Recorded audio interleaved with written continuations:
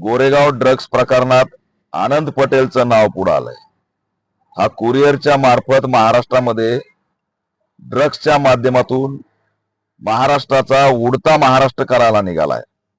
तो गुजराती आहे म्हणून भाजपा शांत आहे का?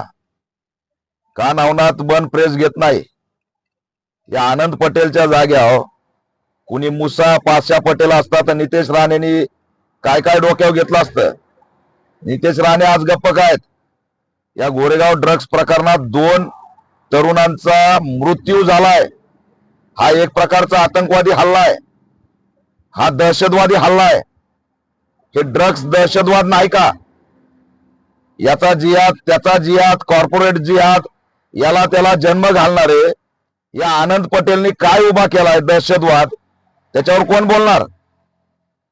बँकेचा घोटाळा करणारे गुजराती, आर्थिक फ्रॉड करणारे गुजराती, हे ड्रग्सच्या संदर्भातले आनंद पटेल गुजराती, हे देशाचे अंतर्गत विरोधक, याच्यावर केंद्र आणि राज्य सरकार गप्प काय? गुजरातचे म्हणून हे ड्रग्स येतंय कुठून? आणि राज्याचे गृहमंत्री देवेंद्र फडणवीस गप्प काय? उडता पंजाब ऐकला होता, आता उडता महाराष्ट्र होण्यापर्यंत शांत राहणार आहेत का? हे जे काही पोर्टवर गुजरातच्या अडाणीचं ड्रग्स धरलं होतं, हे त्यातले पाकिट आहेत का? कुठले पाकिट आहेत? संपूर्ण मुंबई सहित महाराष्ट्रात ड्रग्स पुरवला जातोय।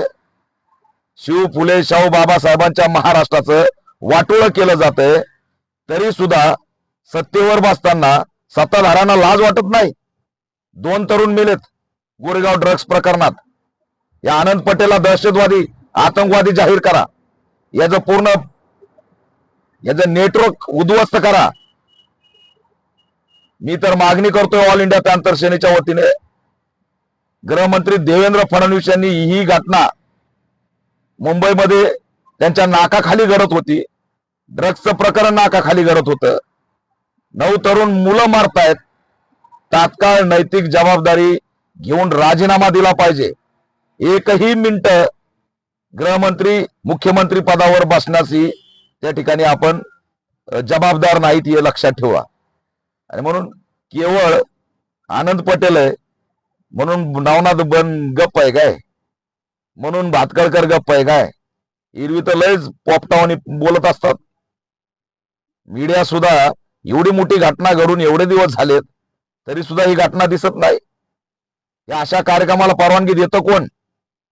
गावकुसामध्ये अर्ध्या तासाची मिरवणूक असते, थोडा वाद्य वाजून जल्लोष करायचा म्हटलं तर तिथं तुमच्या सगळ्या गाईडलाईन, डीजे लावू नका, मग हे कार्यक्रम कशातून झाले? ड्रग्स पिण्याचे कार्यक्रम कशातून उभे राहिले? तिथं का पोलिसांची गाईडलाईन नव्हती? याचं उत्तर गृहमंत्र्यांनी दिलं पाहिजे। आणि हे जे काय फ्रॉड, बँक घोटाळे, ड्रग्स घोटाळे जे करतायत ना, त्यांना मुंबईत थारा दिला नाही पाहिजे, अशी ऑल इंडिया पॅंथर सेना मागणी करत आहे।